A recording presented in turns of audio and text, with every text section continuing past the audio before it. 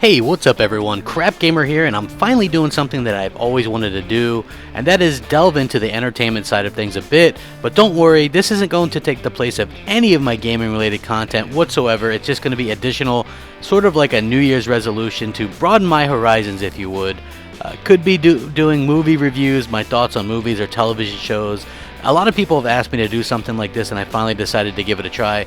So please feel free to leave me any and all feedback where this is concerned, because I'm definitely listening, and I want to hear what you guys, want me to do. I want to do what you guys want, whatever you guys are going to enjoy. So anyway, I love Star Wars. I love the old trilogy. I love the prequel trilogies. I love the new trilogy. I love Rogue One.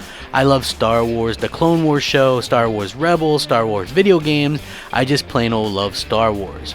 With that being said, I didn't like Star Wars growing up. I found the old trilogy to be rather boring. Now, I'm not old enough to have been able to see the older movies in the theater, so that nostalgia is a bit lost on me. But in 1999, everything changed when I saw Star Wars Episode 1, The Phantom Menace. I was instantly transformed into a Star Wars fan. The lightsaber actions, the battles, the drama, the comedy of Jar Jar Binks. No, that's not a joke.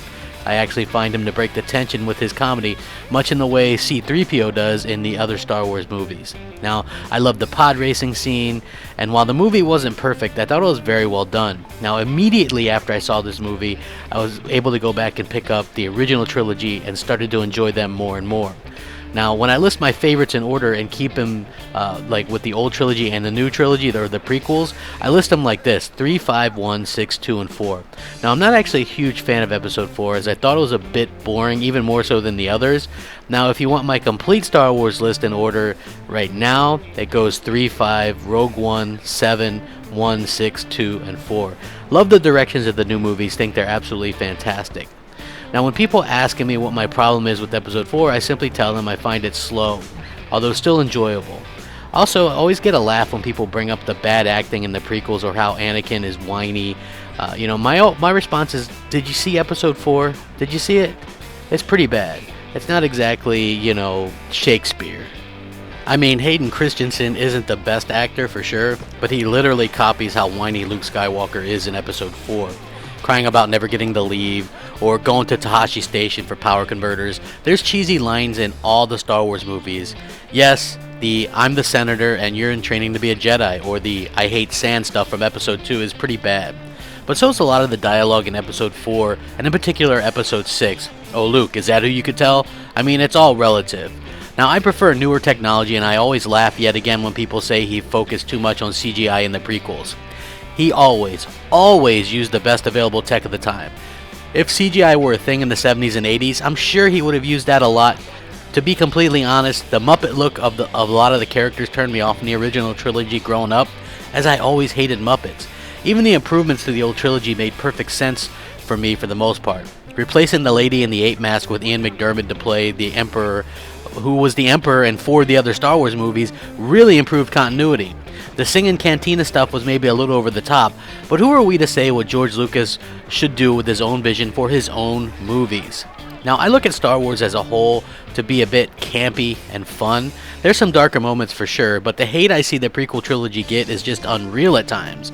To be honest, I'd love to see some standalone Obi-Wan movies with Ewan McGregor. I think he did a fantastic job in the prequels. Now, the action, the lightsaber battles, and the space battles were all so much better in their prequels.